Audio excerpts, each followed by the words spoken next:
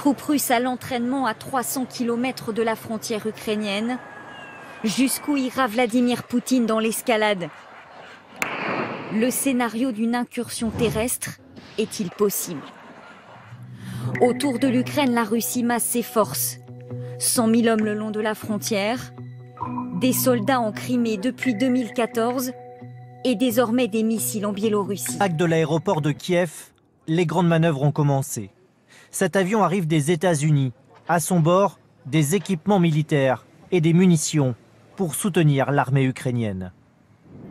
Les États-Unis ont placé 8500 hommes en alerte et ils menacent Vladimir Poutine. La balle est dans son camp. Je ne peux pas vous dire aujourd'hui ce qu'il va faire, mais nous nous préparons à prendre des mesures décisives. Nous sommes placés sous la coupe de l'OTAN qui nous entraîne vers des guerres illégales.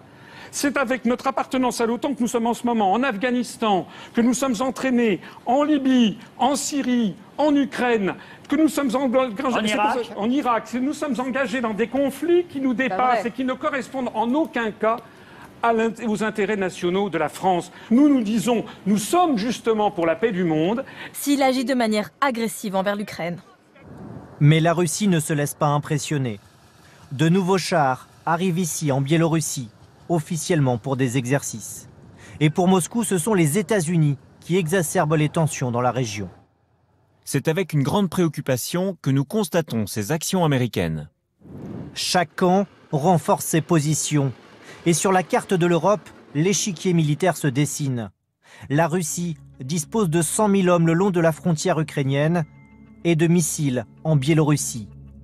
De leur côté, les Occidentaux, via l'OTAN, sont déjà présents dans 6 pays, avec des bases aériennes et antimissiles. Le Danemark et l'Espagne renforceront bientôt ce dispositif avec des navires de guerre et des avions de chasse. Nous ferons tout ce qui sera nécessaire pour protéger et défendre nos alliés.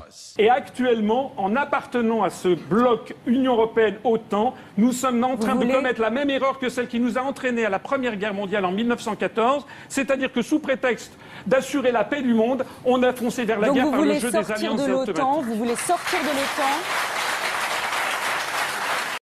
Dans cette guerre des nerfs, les soldats ukrainiens, eux, se préparent à tous les scénarios et continuent de s'entraîner au combat.